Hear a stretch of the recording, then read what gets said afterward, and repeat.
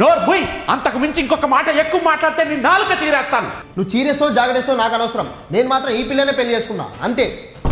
ఇంట్లో పెద్దోడిని పెట్టుకుని ముందు నీకు పెళ్లి చేస్తే ఊర్లో వాళ్ళు నా ముఖం మీద ఉమ్మూస్తారా? ఓన్లే డాడీ, తమ్ముడు అమ్మాయి లవ్ చేసుకున్నా అంటున్నారు కదా, వాళ్ళ పెళ్ళే చేసేది.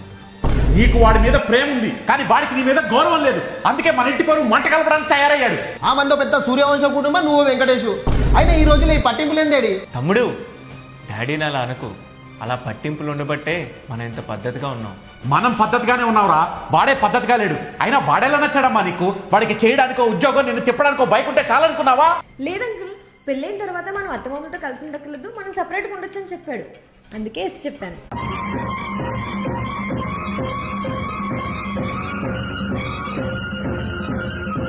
ఏ ఆపండి మీరు మీ మెలోడ్రామా ఎక్స్ప్రెషన్స్. రే నువ్వు ఎప్పుడు పెళ్లి చేసుకుంటావురా?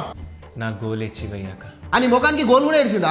గోల్ లేకుండా నీలా గర్ల్స్ తో తిరిగేవాడు అనుకున్నావురా నా పెద్దోడు? ఏ నువ్వు ఉండవయ్యా, నువ్వు నీ వాట్సాప్ కొటేషన్లు అని చెప్పని. తమ్ముడు, మనకంటూ ఒక సొంత ఇల్లు, ఒక కారు, ₹1,00,00,000 బ్యాంక్ బ్యాలెన్స్ సంపాదించేంత వరకు నేను పెళ్లి చేసుకుందాం అనుకోవట్లేదు. ఆ ఎన్న అయ్యేటప్పటికి నువ్వు ఉండవు, ఆయన ఉన్నాడు, ఇగో ఈ పిల్ల కూడా ఉండదు. వెళ్ళమ్మా, నాలాంటి ఇంకో మంచోని చూసుకొని పెళ్లి చేసుకోపో. చూడరా చూడు, అందుకే పెద్దలు అన్నారా, ఇంటికి పనికొచ్చేవాడు పెద్ద కొడుకు, ఇంటికి పనికి రానివాడు చిన్న కొడుకు అని. Bloody non sense. నవ్వుకోండి, బాగా నవ్వుకోండి.